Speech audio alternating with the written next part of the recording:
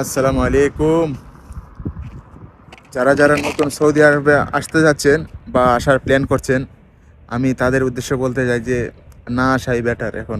এখনের যে পরিস্থিতি, সব কোম্পানি সাপ্লাই সবাইকে বলবে যে, বা দালালে বলবে যে, দালাল বেশিরভাগই বাংলাদেশি। কেন জানি মনে হয় না বাঙালিরাই বাঙালিদের ক্ষতি করে। আমি নিজেও জানি না যে কেন।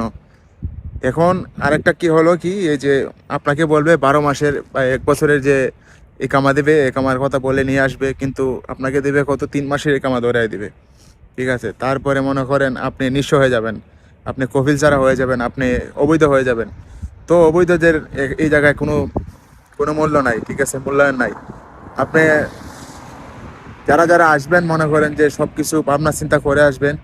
ঠিক আছে, আপনি আসলেন এতগুলা টাকা খরচা করে, আপনার ফ্যামিলির কথা একবার ভাববেন। ঠিক আছে, যে আমার কিছু হলে বা এতগুলা টাকা যদি নষ্ট হয়, আমার ফ্যামিলি কি হবে। আপনি হয়তো আসতে পারেন অনেক ঋণ টিন করে, কারো কাছ থেকে ধার নিয়ে বা ব্যাংক থেকে লোন নিয়ে, কিন্তু এগুলা কীভাবে পরিশোধ করবেন? আপনি হয়তো 1-2 মাস কাজ করতে পারবেন, কিন্তু সাপ্লাই কোম্পানি যদি যদি আসেন, যতদিন কন্ট্যাক্ট আছে আপনি কাজ করতে পারবেন, যতদিন কন্ট্যাক্ট নাই আপনি শেষ।